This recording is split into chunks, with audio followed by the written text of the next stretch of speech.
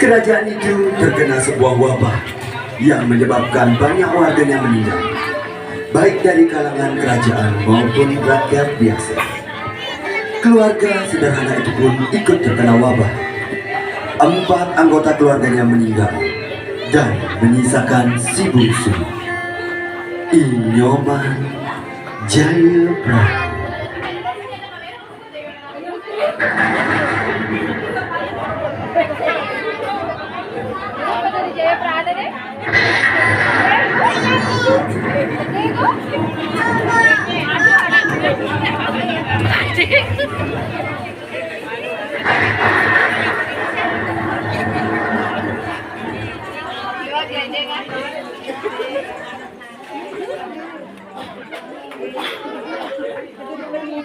Raja Kalyangata memutuskan untuk mengunjungi rakyat.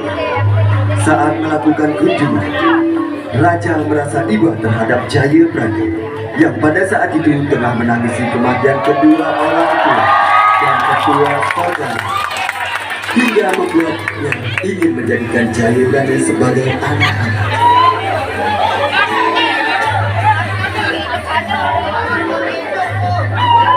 Sungguh kasihan anak ini.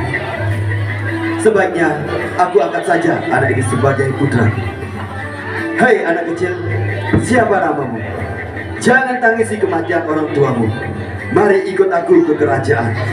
Aku akan mengangkat kamu sebagai anakku. Tapi Baginda, bagaimana nasib jasad orang tua hamba? Kamu tidak perlu khawatir. Nanti pengawal-pengawalku akan mengurus semuanya. Mari sekarang ikutlah ke istana. Dan jangan panggil aku Baginda, panggil aku Ayahanda. Baik Ayahanda.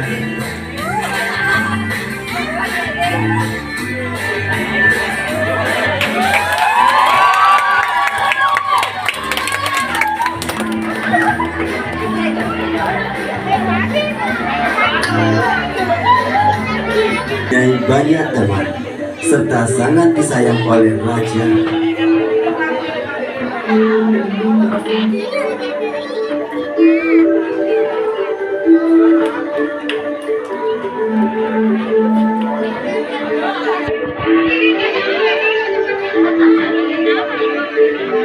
Sepuluh tahun kemudian,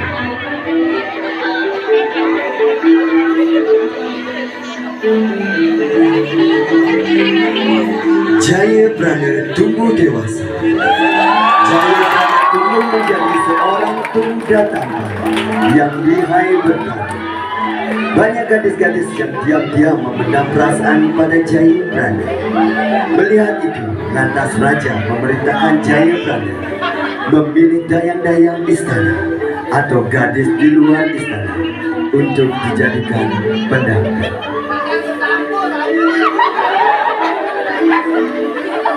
Sembah sujudku Ayahanda. Ada apakah Ayahanda mencariku? Begini Jayapradha, kau adalah sosok laki-laki yang tampan dan gagah, dan kurasa sudah saatnya kau untuk menikah. Jika kau tidak keberatan, pilihlah salah satu dari mereka, lalu jadikanlah istrimu. Maaf Ayahanda, saya bukan bermaksud untuk menolak tawaran dari Ayahanda. Hamba hanya ingin menikah, tapi bukan dengan dayang-dayang istana. Izinkan hamba untuk mencari calon istri hamba di luar sana. Baiklah Jayapradha, jika itu yang kau inginkan, aku pun tidak akan menghalangimu untuk memilih calon istri yang sesuai dengan pilihan hatimu. Terima kasih Ayahanda. Saya mohon diri untuk mencari udara segar di luar istana.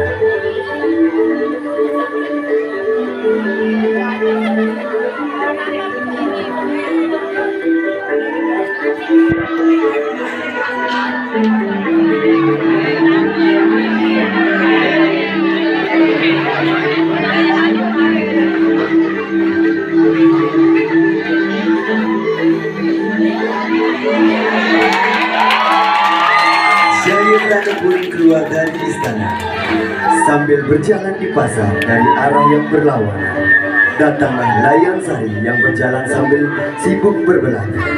Tanpa mereka sadari, akhirnya mereka bertabrakan. Maaf, saya benar-benar tidak sengaja. Iya, tidak apa-apa. Siapa namamu, gadis cantik? Nama saya Layon Sari. Nama saya Jaya Brana.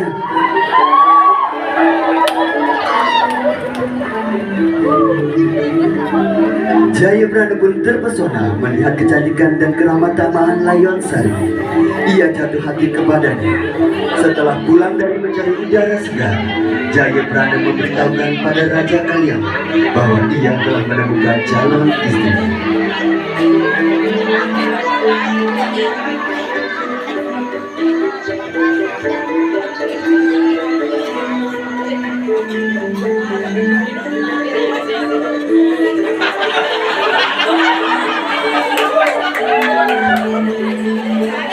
Dengan penuh rasa hormat ayahanda, saya ingin menyampaikan bahwa saya telah menemukan calon istri saya. Dari desa mana dia berasal? Ia berasal dari desa Banjar Sekar. Ia putri dari Bapak Jeru Bendesa. Baiklah kalau begitu. Bercak, Rajuk, berikan surat ini kepada Jeru Bendesa di desa Banjar Sekar. Baik, Baginda Raja. Jaya Brana, surat itu berisi undangan untuk menghadap kepadaku. Jadi, hendaklah kau bersiap-siap. Baiklah, ayahanda.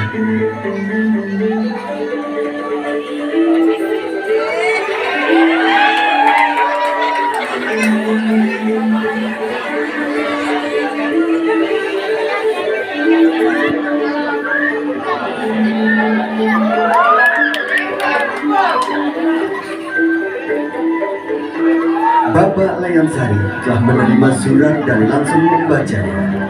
Setelah selesai membacanya, Jeru Bendesa pun hendak menarik nafas dan berkata kepada Layon Sari, "Layon Sari putriku, kau bersiap-siaplah karena kita akan menuju istana menghadap Raja Kalyang." Baik, Ayah.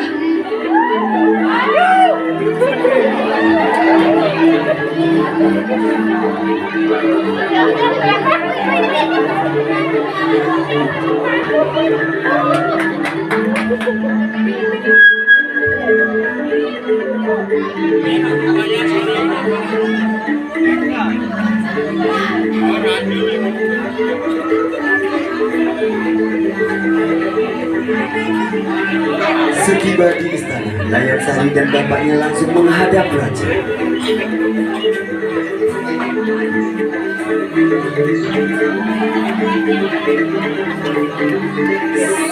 Sembah sujudku Baginda Raja. Ada apakah raja mengundang kami untuk menghadap istana? Begini, anak saya Jaya Brana terpikat oleh keramah tamahan dan kecantikan anak bapak. Saya sebagai ayahanda ingin sekali menikahkan putra saya dengan putri bapak. Mohon maaf Baginda Raja, bukan maksud saya untuk lancang. Namun hamba tidak bisa memutuskan itu sendiri. Semua tergantung putri hamba. Bagaimana putriku Layon Sari? Sembah sujudku Baginda Raja, hamba bersedia menikah dengan Jaya Brana karena hamba sudah lama menyimpan perasaan pada Jaya Brana. Ia adalah sosok laki-laki yang ramah dan tidak sombong. Kalau begitu, esok hari akan kulaksanakan pernikahan kalian. Untuk kelancarannya, silakan kalian menginap dan beristirahat di sini. Pengawal,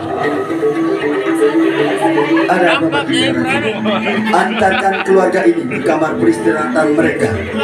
Baik Baginda Raja.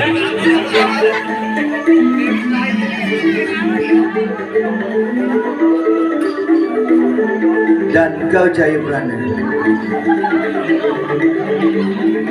silakan kau menuju kamar untuk beristirahat agar besok pernikahan berjalan lancar. Baik ayahanda.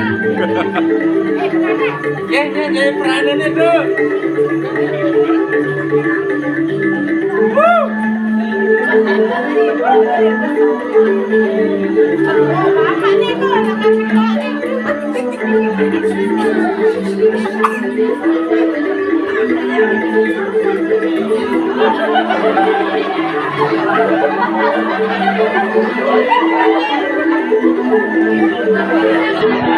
Keesokan harinya, tibalah hari upacara pernikahan Jayabrana. Kemudian datanglah rombongan Jayabrana di depan istana. Kedua mempelai itu lantas turun dan langsung menyembah ke hadapan raja dengan hormat. Raja terpesona dengan kecantikan Layon Sari hingga tak mampu berkata-kata.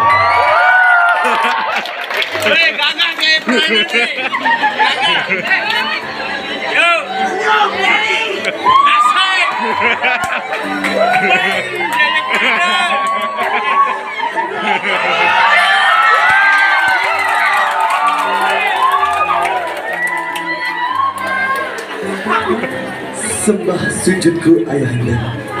Saya ingin meminta doa restu untuk menikahi Layon Sari, perempuan yang saya sangat cintai. Aku restui pernikahan kalian. Dengan ini, aku sahkan kalian menjadi pasangan suami istri yang bahagia. Abang boleh piring.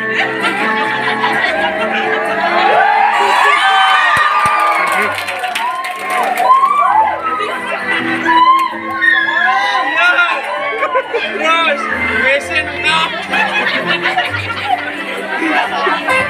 Diam-diam tumbuh benih cinta di hati raja pada Layon Sari. Rasa cintanya pada Layon Sari membutakan akal sehat raja, yang sebelumnya dikenal sangat bijaksana. Raja pun memikirkan strategi untuk membunuh Jayabrana agar dapat memperistri Layon Sari. Strategi itu disampaikan raja kepada Brejak dan Raja.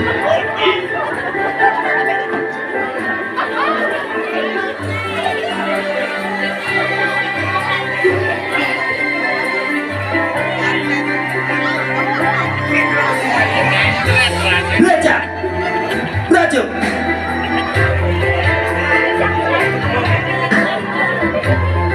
perintahkan Jayabrana memimpin rombongan untuk pergi ke perbatasan untuk menyelidiki kekacauan di sana. Beritahulah Jayabrana, ini perintah raja. Pergilah ke perbatasan bersama Jayabrana. Sesampainya di perbatasan, bunuhlah Jayabrana agar aku bisa memperistri Layon Sari. Tapi Baginda, itu kan putra Baginda. Kenapa Baginda tega membunuh putra Baginda sendiri? Jangan banyak bicara. Laksanakan saja perintahku. Baiklah, Baginda.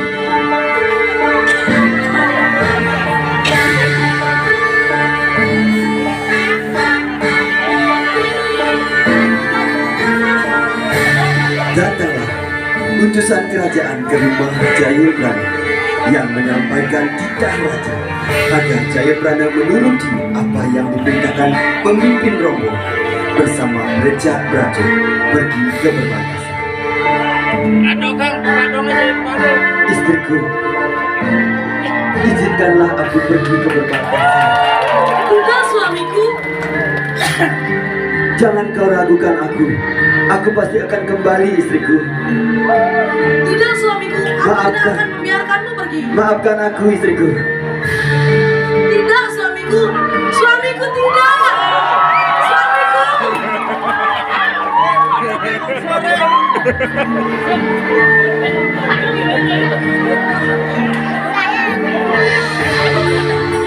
Jayabrana bersama Brejak Braja berangkat ke perbatasan. Sesampainya di hutan Teluk Kering dan Brejak Braja menyerang Jayabrana. Namun ibu Jayabrana lebih sakti daripada Brejak Braja hingga tidak mampu mengalahkan Jayabrana. Di tengah kebingungan, Jayabrana bertanya kepada Pati.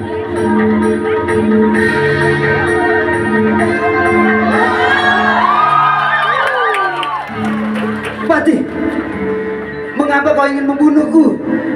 Maafkan aku, Jayabrana. Maafkan aku. Ini semuanya titah raja Jayabrandu. Rajalah yang ingin membunuhmu. Ini, lihatlah, ini surat dari raja.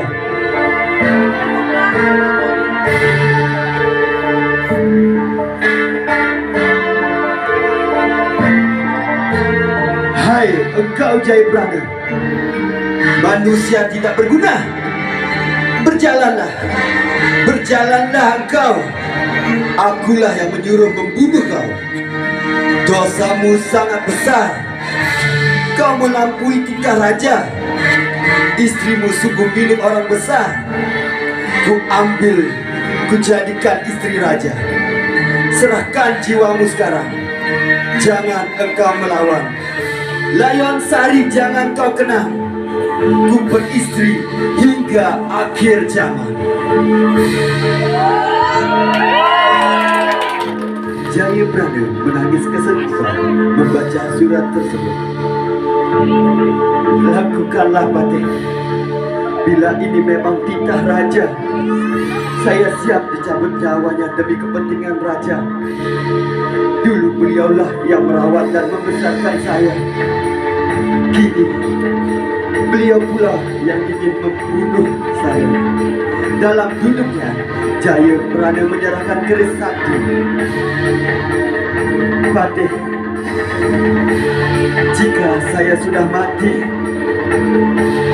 berikanlah keris ini dan beritakan kepada Layon Sari akan kematian saya.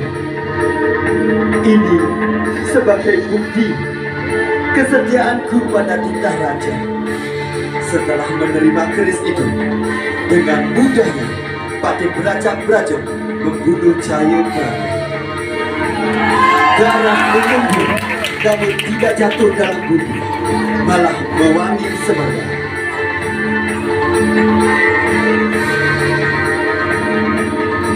Setelah mayat Jayabrandu itu dikubur, maka rombongan kembali pulang dengan perasaan sangat sedih. Di tengah jalan mereka mendapat bahaya. Di antaranya banyak orang mati. Seekor monyet putih juga tiba-tiba menyerang.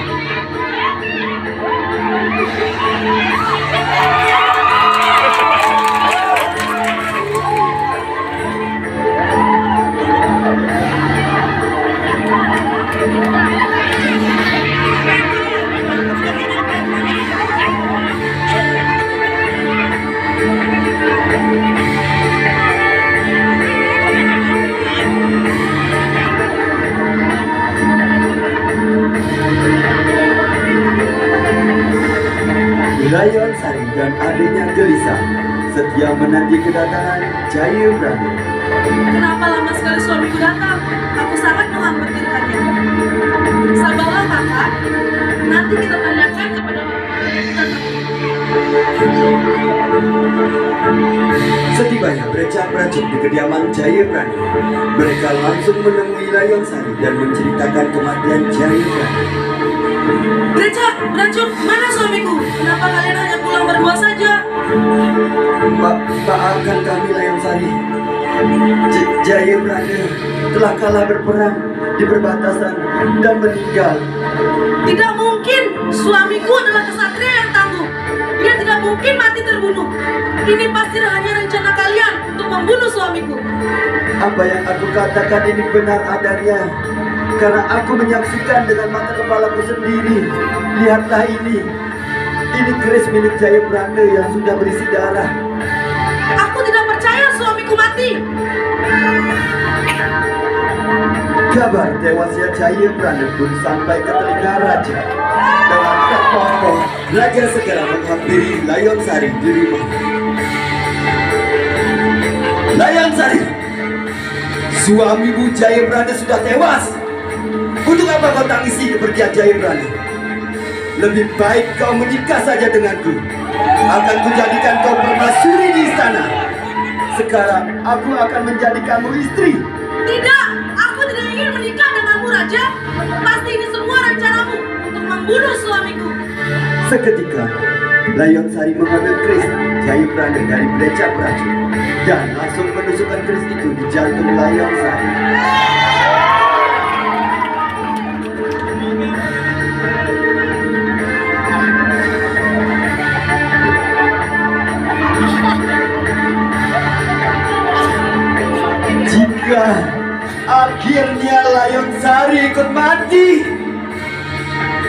Aku tidak akan membunuh Jayabrana. Aku telah kehilangan Layon Sari, juga Jayabrana yang sangat setia kepadaku.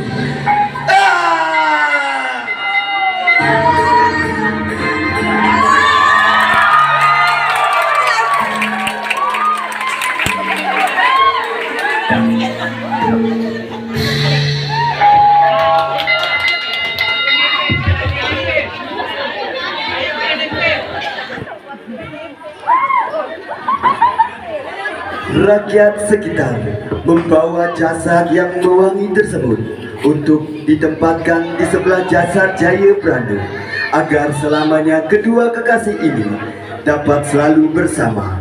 Hingga saat ini kisah Jayabrana dan Layon Sari menjadi legenda, simbol kesetiaan dan